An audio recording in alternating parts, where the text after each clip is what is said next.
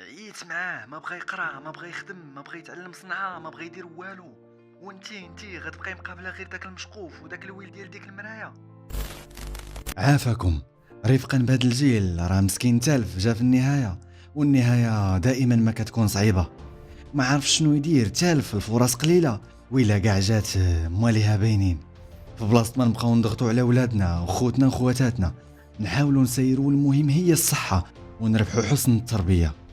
حيت ما جات في والو الا بسبب داك الضغط ديالك ولا عدم الاهتمام خسرتي ولدك ولا بنتك ولا خوك ولا اختك، غير حيت ولات كتقلب على راحتها في بلاصه اخرى، ولا هذاك اللي ما بقاش كيدخل للدار وكيجرب كل شيء غير باش ينسى. عافاكم غير بالفن.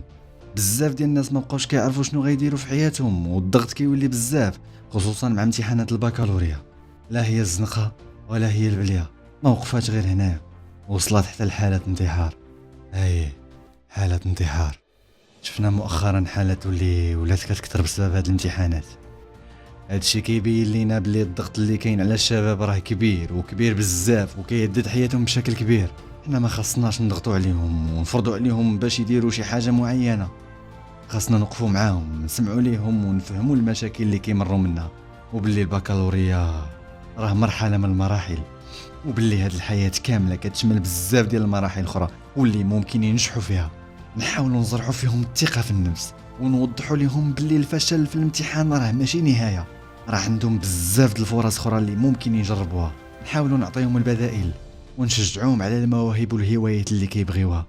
المهم هي الصحه النفسيه والتربيه الحسنه. نحاولوا نكونوا سند ليهم باش يتجاوزوا هذه الفترات الصعيبه. راه بالحب والدعم والاهتمام غادي نربحوا جيل صحيح نفسيا وقادر على مواجهه تحديات الحياه، والله يدير اللي فيها الخير.